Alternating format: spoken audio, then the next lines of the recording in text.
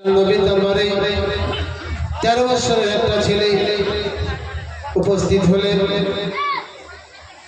বললেন, ইয়া রাসূলুল্লাহ, ইয়া হাবিবাল্লাহ, নবী গো, আমি মুসলমান হব, কলমা পড়ব। নবী বললেন, তুমি কলমা পড়বে? বলে হ্যাঁ। বলে, বাবা তোমার নাম কি? বললো, আমার নাম হুযায়ফা। 13 বছর বয়সে আল্লাহর নবীর হাতে হাত দিয়ে ইসলামকে ভালোবাসে, ইসলামের সুশীতল ছায়ার নিচে ইসলাম গ্রহণ করলেন। বললেন, লা ইলাহা ইল্লাল্লাহ মুহাম্মাদুর রাসূলুল্লাহ। কলমা পড়ে আল্লাহর নবীর গোলাম হয়ে গেলেন। এ দুনিয়ার মানুষ ইসলামকে কত ভালোবেসেছিলেন জানেন? যেদিন থেকে উনি ঈমান আনলেন, সেই দিন থেকে জীবনে এক ওয়াক্তের নামাজও কাজা করেন নাই।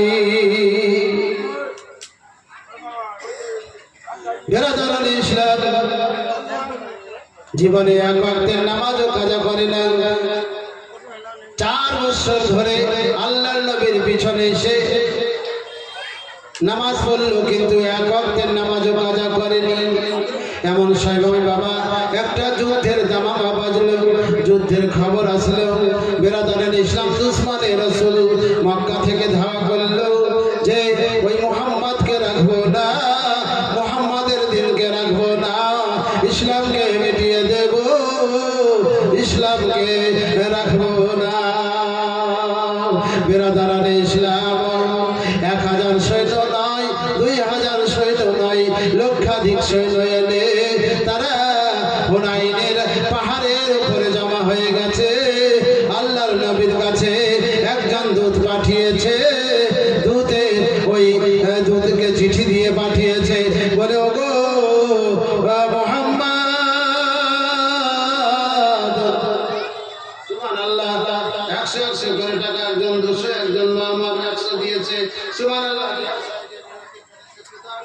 কবুল করো ওগো আল্লাহ রহিম রহমান, আমিন ওয়া আমিন ওয়া আল্লাহ আমিন ওয়া আমিন। তাদেরকে কবুল করো রব্বুল আলামিন।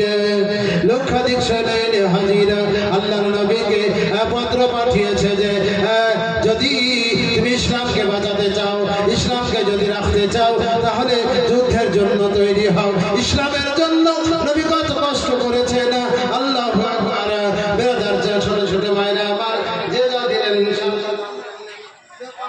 করে দিলেন, যে যা দিল আল্লাহ পাক ওনাদের দানকে কবুল করে নাও, আমিন। বেরাদার ইসলাম, অতএব যুদ্ধের যখন ডাঙ্গা বাজলো, নবী আবার বললেন, সাহাবীদের সঙ্গে পরামর্শ করলেন, সাহাবীরা গো, যুদ্ধের জন্য ওই উতবা শৈবা, ওলিদ আবু জেহেল, উতবা শৈবাইরা আবার হুনাইনের পাহাড়ে লক্ষাধিক সৈন্য নিয়ে অপেক্ষা করছে। বলো, এই যুদ্ধ কিভাবে করা যাবে? সাহাবাদের সঙ্গে এবার নবী পরামর্শ করে, একটু ভালো করে শুনবেন বাপজিরা, বড় দুঃখজনক ঘটনা, বড় কষ্টদায়ক ঘটনা। আল্লাহর নবী ইসলামের জন্য কি করেছেন দেখুন, এবং সেই জামানার যুবকেরা কিভাবে ইসলামকে ভালোবেসেছেন দেখুন। ইসলামের জন্য জান দিতে দ্বিধা করেনি। আর আমরা তো মুখে বলি আমরা সুন্নি মুসলমান, আমরা সুন্নি মুসলমান। প্রয়োজন হলে নবীর প্রেমে, প্রয়োজন হলে নবীর প্রেমে দিত দিব মোরা জান। আমরা সুন্নি মুসলমান, মুখে বলতে বড় ভালোবাসি বাবা, কাজে আমরা থাকি না। যদি অত ইসলামকে ভালোবাসতেন, মসজিদে কিন্তু জায়গা দেওয়া যেত না। আসুন, এই ওয়াকিয়াটা শুনলে বুঝতে পারবেন বাবা, চিন্তা ঘটনা, বানানো কোনো ঘটনা না, নিজের তৈরি ঘটনা না। আল্লাহর নবীর জামানায় মদিনাতুল মুনাওয়ারাতে নবী আছেন, আর এই যুদ্ধের দামামা বাজলো। সাহাবীদের সঙ্গে নবী আবার আলোচনায় বসলেন, বলে, সাহাবীরা রে, কেমন করে এই যুদ্ধটা করা যায়? তোমরাই ভাবো, 1000 সৈন্য নয়, 2000 নয়, তোমরা কতজন হচ্ছে দেখো। এবার বাবারা আমার সেই জামানায় যতজন কলমা পড়তেন, তারা কোনদিন বাড়িতে থাকতেন না, সবাই মসজিদে আসলেন। গণনা করতে বললেন নবী আমার, তো 4500 সাহাবা হলেন, 4500। আর ওদিকে পারে। একদিকে সমুদ্র আরে একদিকে নৌকা, বলুন এই নৌকা কি সমুদ্রের সঙ্গে পারবে? পারবে না।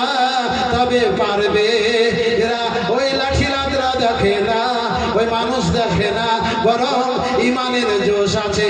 একজন ইমানদার 1000 বেঈমান চাইতে উত্তম। জোরে বলুন সুবহানাল্লাহ। সবাই একবার জোরে সুবহানাল্লাহ বলে মনটা ভালো করবে, বুঝতে পারছেন? ইনশাআল্লাহ বিরাদারানে ইসলাম। অতএব বলছিলাম জানেন কি, আল্লাহর নবী বললেন সাহাবীরা তবে তৈরি হতে হবে। বলে ইয়া রাসূলুল্লাহ আমরা রাত্রে বেলায় শুই আর চিন্তা করি কখন যুদ্ধের দামামা বাজবে, কখন যুদ্ধের খবর হবে। কেন গো নবী জানেন? বলে কেন বলো? বলে ইয়া রাসূলুল্লাহ আপনি বলেছেন যুদ্ধে যদি কেউ ইসলামের জন্য মারা যাও তাহলে তোমরা শহীদের দরজা পাবে রে। আর যখন তুমি শহীদ হবে তখন তরবারির ধারে তুমি আল্লাহর নূর দেখতে পাবে। এজন্য শহীদরা যখন জান্নাতে যায় বাবারা, তখন কিন্তু শহীদের আল্লাহকে বলে আল্লাহ, আল্লাহ জিজ্ঞাসা করে শহীদদেরকে জিজ্ঞাসা করবে বলো তোমাদেরকে জান্নাতে কেমন লাগছে? শহীদরা বলবে রব্বুল আলামিন জান্নাতে ভালো লাগে না। আল্লাহ বলে রে জান্নাতে আবার নাই কি?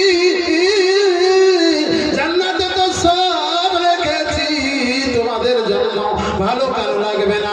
বলে আল্লাহ আবার আমাদেরকে দুনিয়াতে পাঠাও। ওই দুনিয়াতে পাঠাও শহীদের টাইমে যে ওই ধার তরবারির ধারে যে তোমার কুদরতি নূর দেখেছি, ওই নূরের মতো মজা জান্নাতেও পাওয়া যায় না। ভাইরা আমার, তাই তারা বলে ইয়া রাসূলুল্লাহ এই জন্য আমরা যুদ্ধের জন্য অপেক্ষায় আছি, আমরা যুদ্ধ করব। আল্লাহর নবী বলে তবে তৈরি হয়ে যাও। আল্লাহর নবী বললেন তবে শোনো রে, আসরের নামাজ পড়ার পরে নবী ঘোষণা করলেন শোনো রে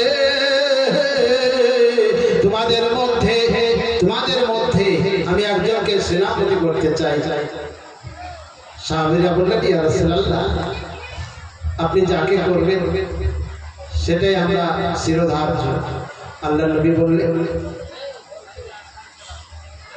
আমি তোমাদের মধ্যে এই যুদ্ধের সেনাপতি হিসাবে প্রতিষ্ঠিত করলাম হযরতে হুযায়ফাকে।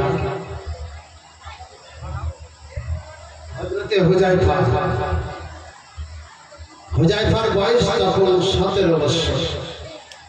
13 বছর বয়সে ঈমান এনেছে।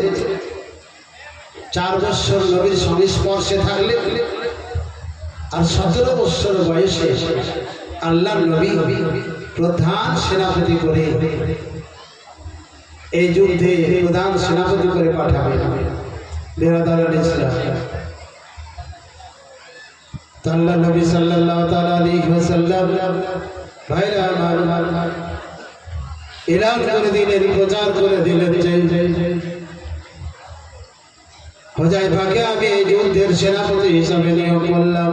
বাবা সবাই মেনে নিলেন। এবার হুযায়ফাকে খোঁজাখুঁজি চলছে। বলে হুযায়ফা তুমি কি এই মাহফিলে আছো, সমাজে আছো, কিন্তু হুযায়ফার আওয়াজ পাওয়া যায় না। হুযায়ফা কই, হুযায়ফা কই? বাবা সবাই দেখছে হুযায়ফা নাই। আল্লাহর নবী বলেন আজ পর্যন্ত ঈমান আনার পরে কোনোদিন তো আমার পিছন ছাড়া নামাজ পড়ে না, তবে আজকে কি হুযায়ফা আসরের জামাতে আসে না? হুযায়ফা তালাশ করা গেল, হুযায়ফা কিন্তু নাই। বিরাদারানে ইসলাম আল্লাহর নবী বললেন ওরে তোমরা হুযায়ফার বাড়িকে চেনো? বলে আবু উবাইদা সাহাবী রাসূল বললেন ইয়া রাসূলুল্লাহ গো হুযায়ফার বাড়ি আমি চিনি। নবী বললেন না আবু উবাইদা রে তুমি তাড়াতাড়ি করে যাও। আর হুযায়ফা আসরের জামাতে কেন থাকলো না? কোনো অসুস্থতা আর মধ্যে পড়লো কিনা জানি না। যাও হুযায়ফার খোঁজটা নিয়ে এসো। তবে তুমি যাবে আর হুযায়ফাকে জানিয়ে দেবে আমি এই যুদ্ধের তাকে সেনাপতি হিসাবে ঘোষণা করেছি। আল্লাহর নবী শুধু মুখে বললেন না গো, এক কলমটা লিখলেন নবী। লেখার পরে নবীর হাতে একটা আঙ্গুঠি থাকতো বিরাদারুল ইসলাম, যে আঙ্গুঠিতে লেখা থাকতো লা ইলাহা ইল্লাল্লাহ মুহাম্মাদুর রাসূলুল্লাহ। কোন দূতকে যখন চিঠি পাঠাতেন নবী, তখন কিন্তু এই আঙ্গুঠিটাতে একটু কালি লাগিয়ে কাগজে স্ট্যাম্প মেরে দিতেন। বলুন সুবহানাল্লাহ। এতেই পরিচিত হয়ে যেত এটা নবী পাকের পত্র।